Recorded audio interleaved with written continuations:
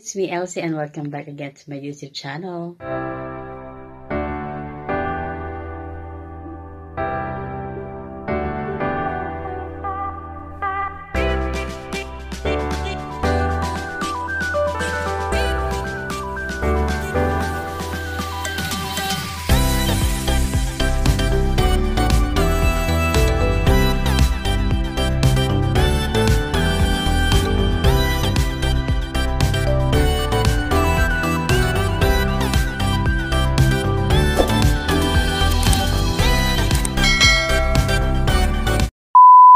Guys, it's Friday today here in Hong Kong, guys. So, it's 10:30 a.m. Then, ayun, nakapasok na sila amo at saka sila among lalaki. Then, finally, nakapasok na rin yung alaga kong isa. Kasi kung hindi nyo na itatanong, halos 2 days siyang absent. Then, sobrang grabe.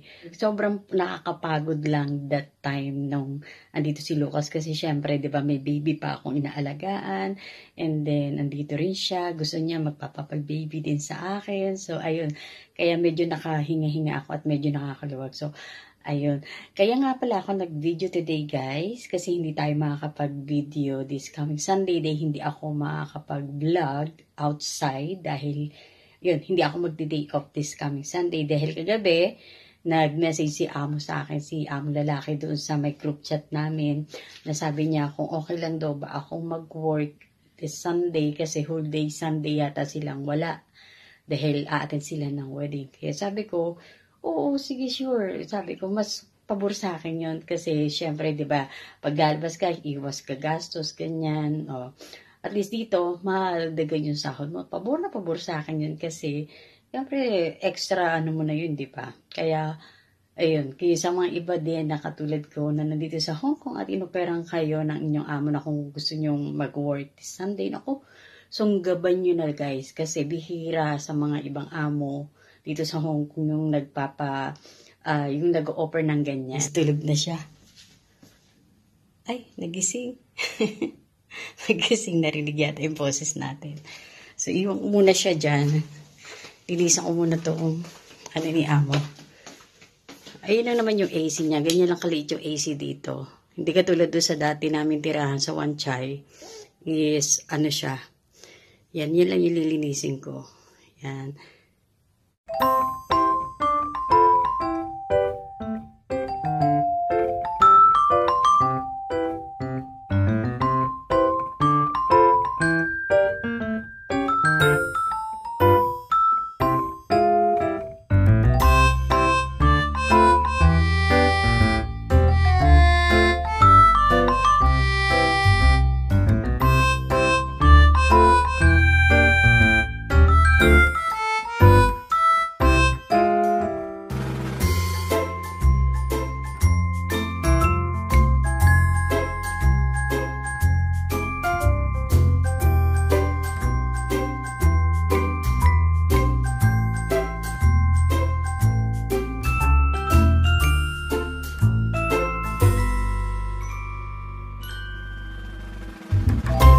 Nakita ako dito, ayan, na ganyang klase. Hindi ko alam kung ano yung mga yan.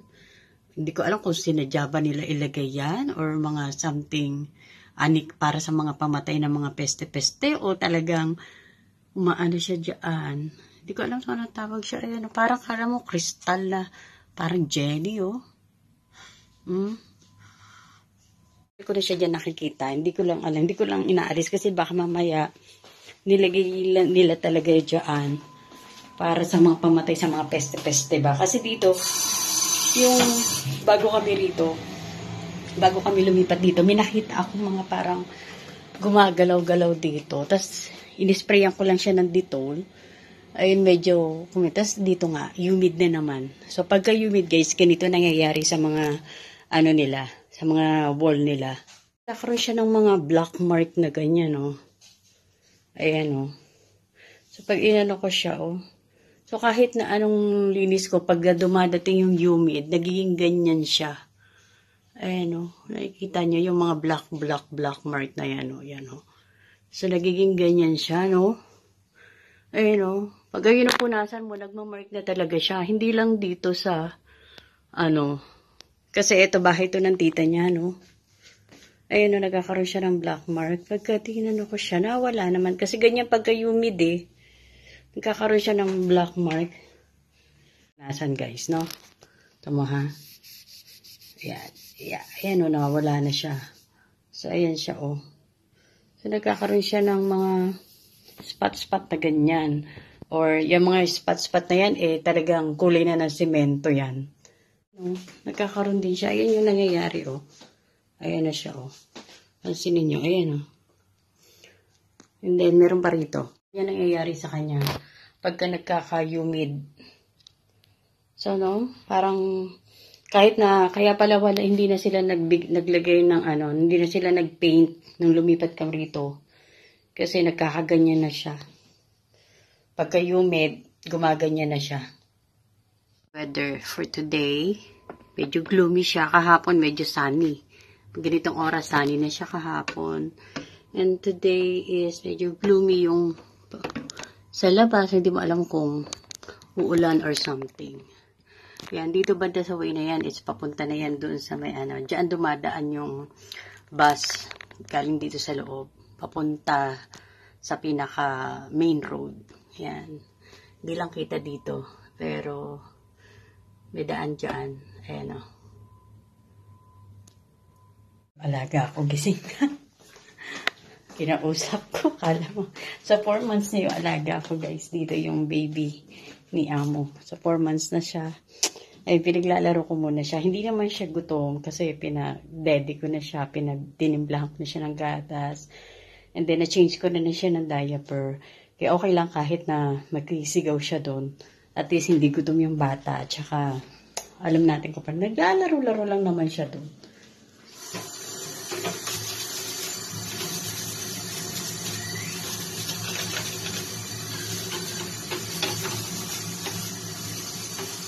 Kinuha ko na lang si Laura dun sa may sala. Kasi kanina pa sigaw ng sigaw. Kaya nilagay ko na lang siya dito sa kanyang, ayun, sa kanyang crib.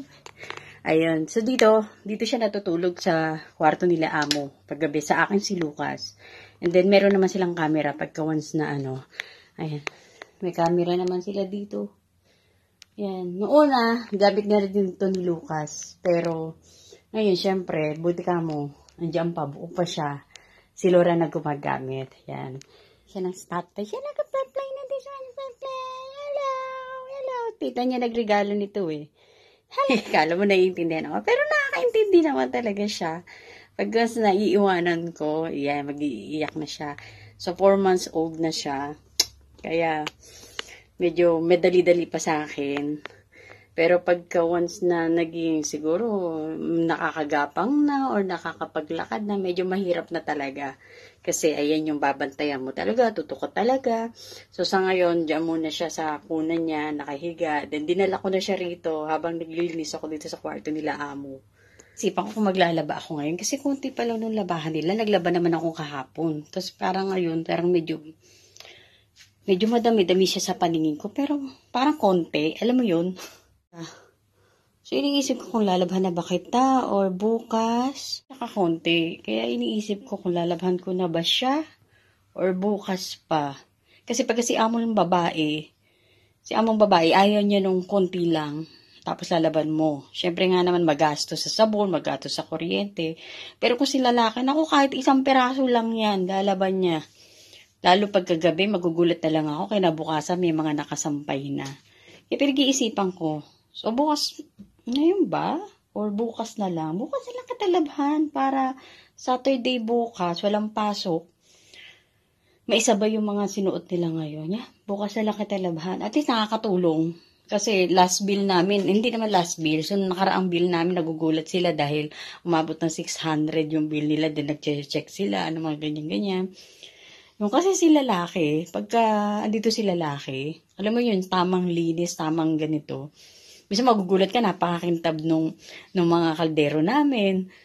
Kinikis-kis niya pala. Ako hindi ko makiskis talaga. Wala silang katulad sa atin na scratch bright na mga ginagamit na panglinis. Yung mga ganon. So dito, pinagtsigaan talaga ni Amo. Siguro, kasi nung time na yun, pumanaw yung mother ni Among lalaki. Then pinagtsagaan. Siguro doon niya binuhos lahat ng sakit na nararamdaman niya. Kiskis siya ng kiskis ng kaldero. Yun. So, hindi ko na siya pinigilan. Sige ko, gusto mo yan eh. Alam mo ganon. Tapos pag kasi among babae naman, minsan makikita niya ako pag ganyan kadami yung labahan, nadadaling ko sa washing, ganyan. Sabi niya, ano daw, leave it for tomorrow, ganyan. Next time, it will full the basket, yan. Saka daw ako mag-laundry. So, bukas na kita labhan. Hindi na muna ngayon. So, ayun. Yun, tas 11:30 na pala dito. Di pa ako nakakapagluto, di pa ako nakapagsaing. So, ako lang naman yung kakain. Pero okay lang, kasi nag-breakfast naman tayo kanina ng pansit. Kasi nagluto si nanay ng pansit yesterday night. So, yun na lang din yung breakfast ko kanina. So, magluluto muna tayo guys ng kanin. No? Ito yung weather today dito sa Hong Kong. Ayan, nag-range siya ng 90 degree to 23 degree. So, ayan. Then, yesterday is nag-range siya sa 21 then to 26 degree. Medyo maulan. Yes, medyo maulan nga kahapon. Maambon-ambon dito kahapon. Then, tomorrow is ayan, may pag-ulan. So, ngayon, maulap siya. Then, naglalaro siya sa 14 degree. Ayan. To 25. Yan, lalamig. Then, saka sikat ang araw. Tama ba? Yan, correct nyo na lang ako, guys, pagka mali. Guys, no, medyo, tayo ngayon, medyo maulap na ang panahon today. Ayan. Maulap ang panahon ngayon, hindi lang masyadong kita dahil natatabunan tayo ng mga puno, ng mga building dito. Yan, medyo maulap today sa Hong Kong. Okay na pa ako nag-video. So, ngayon, medyo matagal-tagal na yung nagawa kong video. Ayun, sa mga hindi pala nakakaalam, ako po si Elsie Boards. Nandito po tayo sa Hong Kong. Today, 3 years na po ako dito as a domestic helper. Kaya kung bago ka pa lang sa channel ko, please subscribe mo yung channel ko and click mo na rin yung notification bell para kung just in case na mas marami ka pang gustong ma-discover dito sa Hong Kong or medyo gusto mong ma-explore dito sa Hong Kong. So, updated ka sa akin mga video.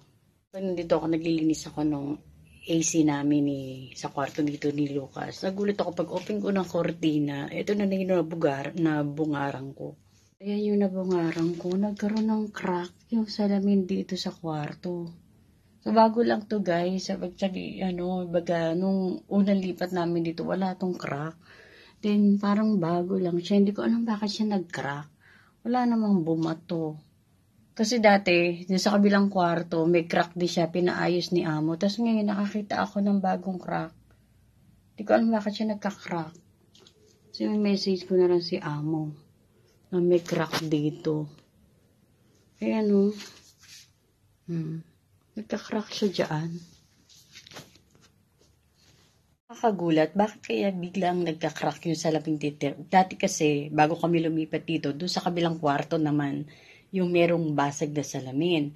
Akala ko, sadya, may nagbato ba or something na wala naman. Tapos ngayon, nagulat ako, nagkaroon na siya ng crack dito. And then, hindi lang yan yung problema, guys. Hindi lang yung basta pag-crack mo salamin yung nangyayari. So, pagka humid kasi, or nangyari no guys, no? Eto, nagkakaroon hindi ko alam, pagka humid na siguro or something na dito nangyayari sa mga parang mga wall, yung mga ceiling. So, nagkakaroon siya ng crack. Ayan, no? Yung mga, yung parang nagtutuklapan yung mga something. Siguro sa tagal na rin siguro ng building na to. And then, hindi lang yan, meron din doon sa may, dito sa may, pakita ko. Nagkakaroon siya ng crack. Ayan o. Diba? Ayan yung niya, bakal. Humid, ayan, ganyan nangyayari sa mga ceiling. Nagtutuklapan yung mga pintura.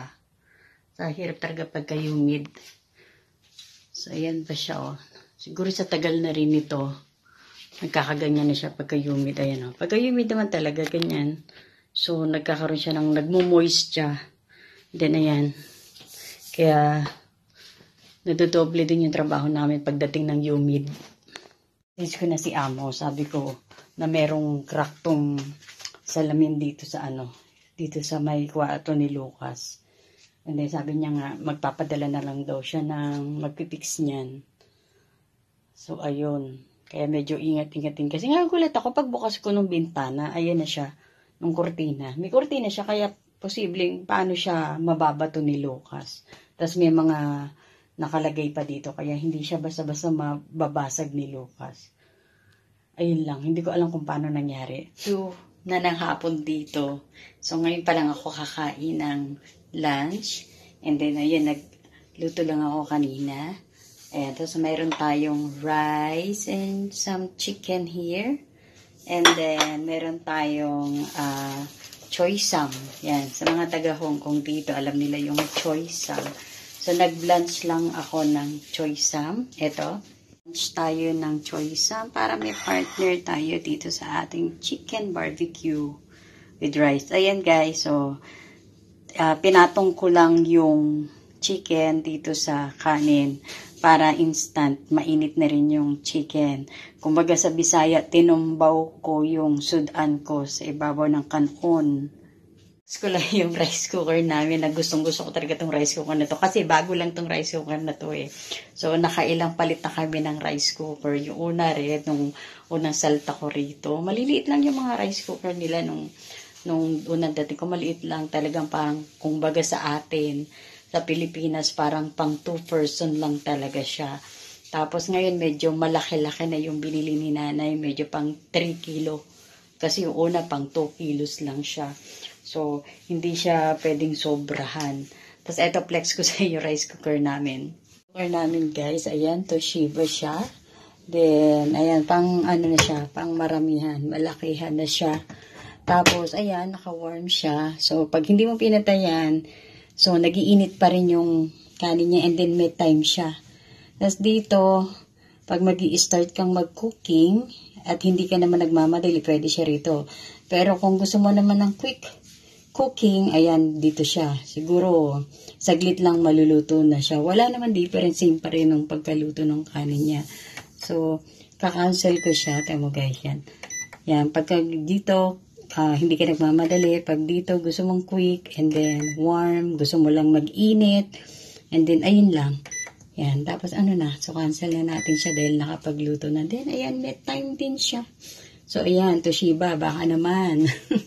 Gising agad si Laura, hindi pa ako. Nakatatapos ko lang maglinis ng AC dun sa kabilang, sa kwarto ni Lucas, and then, ayun, nagising siya. So, kakain muna ako ng lunch, guys. Mamaya na tayong share ko nga pala, kung papansin niyo itong mga buhok-buhok ko, bagong tubo na itong mga buhok na to. Kasi may ginamit ako, may binili akong ano dito na yung Alpecin ba yun? Ang Alpecin? Basta nilalagay ko na lang siguro niya. So, ang ganda-ganda niya. Sa mga gusto, yung mga, kasi dito sa Hong Kong, yung ang bilis maglagas ng buhok. Ewan ko lang kung ako lang nakaka-experience. Kasi naglalagas yung buhok ko, sobrang dami, lalo pagka naliligo ka, or nagsusuklay ka. Kaya kung may time na pagka nakita nyo medyo ano yung buhok ko gusot-gusot, yung tinatali ko, pagkagising ko, tatali ko na lang. And then, ayun, kasi nakakainis pag sinusuklay ko, yung alam mo yung naglalagas siya. Kaya yung ginagawa ko, ang ginagawa ko dun sa Alpecin caffeine liquid siya. Iaano ko siya rito after ko maligo sa gabi.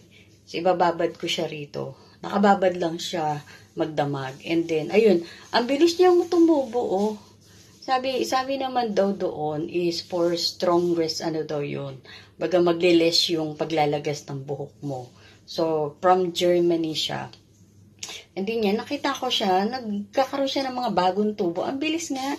Siguro wala pa siyang 1 month. 1 month ko siyang, o wala pa siyang 1 month. Ayan, ang bilis niya magsipagtubuan.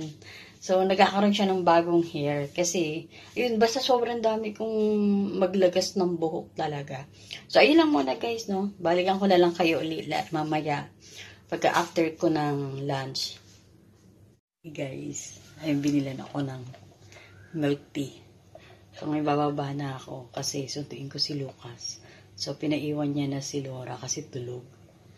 So, yun, dumating si among babae, hindi pala siya pumasok. Tapos, ayun, nagdala siya ng milk tea, tig-isa kami. So, naghagdan na lang ako guys kasi malapit lang naman, 4th floor lang naman kami. Kaya, nagdan ko na lang. Kaysa mag-abang pa ako sa elevator.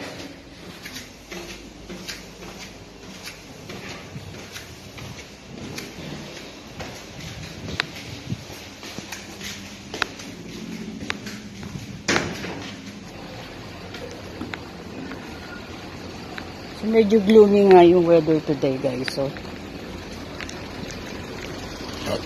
maulap siya. Dito tayo umupo sa paborito kong bench sa tabi ni God. Kasi nakikita ko yung kung parating na si Lucas, yun o. Dito ako mapesto kasi mabilis lang siyang makita pagka parating na si Lucas. Dati kasi doon banda. Yan, doon banda ako umuupo. Pero wala naman nakaupo dito. Kaya dito na lang ako tumupo. Alam mo, gusto ko yung vibes dito sa amin. Kasi ayan o, more in para siyang probinsya. Diba, dahil mga puno. Tapos may paganyan pa dito. Nakakit na ako dyan eh.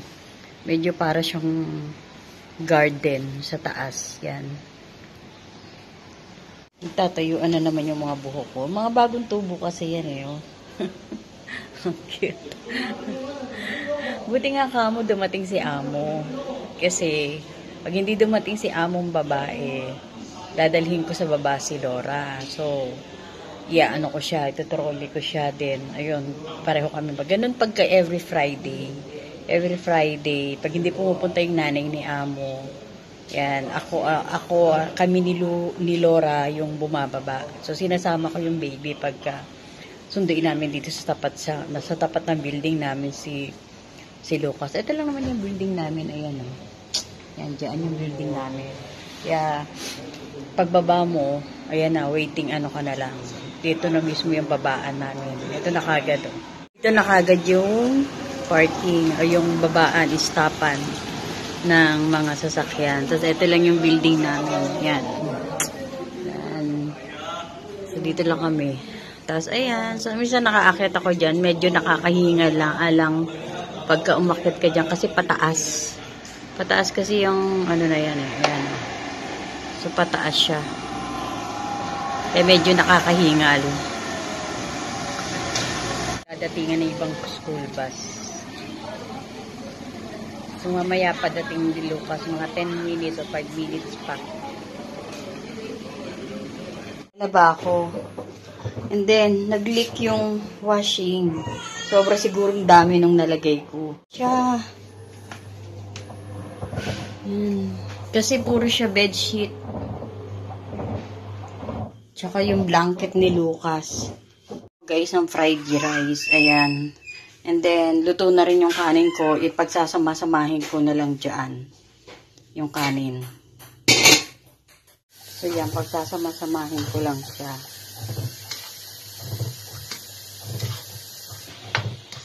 So, ito na yung dinner namin, dalawa ni Lucas. Hindi ko lang alam kung darating si Among lalaki.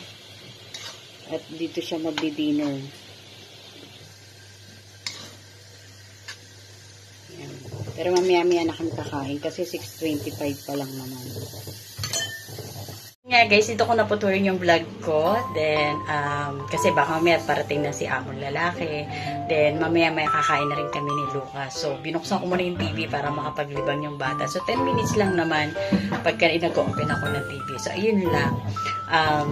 Sa mga hindi pa pala nakasubscribe sa channel ko, please don't forget to subscribe my channel. Tsaka click mo na rin yung notification bell sa baba para lagi kita updated sa aking mga video. Yun lang guys. I'll see you again to my another vlog. And God bless and see you. Bye!